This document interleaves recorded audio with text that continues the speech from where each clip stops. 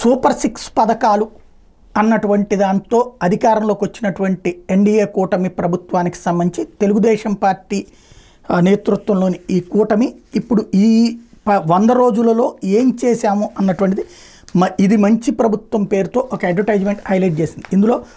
అవ్వాతాతలకు పింఛన్ 4000 అయ్యింది, దివ్యాంగులకు 6000 ఇస్తున్నారు, అమ్మలాగా లక్షల మందికి ఆకలి తీరుస్తున్న అన్న క్యాంటీన్, నిరుద్యోగ యువత భవిష్యత్తుపై వెలుగు సంతకం మెగా డిఎస్సి, కష్టాల్లో ఆప్తుల్లా తోడు నిలిచాడు, వరద మీద విజయం సాధించేలా చేశాడు, ల్యాండ్ టైటిలింగ్ యాక్ట్ రద్దుతో ప్రజల ఆస్తుల భద్రతకు భరోసా కల్పించాడు, రైతు బిడ్డకే తెలుసు రైతు కష్టం 1674 కోట్ల ధాన్యం కొనుగోలు బకాయిలు చెల్లించారు అంటూ ఈ 6 సాధించారన్నటువంటి దాన్ని హైలైట్ చేశారు. తద్వారా సూపర్ 6 అన్నటువంటి ఈ సూపర్ 6 అయితే సక్సెస్ అయినాయి, అవసరంలో ఆదుకున్నాం, మిగతాయి చేసుకెళ్తాం అంటూ అందుకే ఇక మీదట కూడా ప్రజల ఆకాంక్షలకు అవసరాలకు అనుగుణంగా కూటమి ప్రభుత్వం పనిచేస్తుందని చంద్రబాబు గారు హామీ ఇస్తున్నారన్నటువంటిది అడ్వర్టైజ్మెంట్లో ప్రకటన చేశారన్నమాట.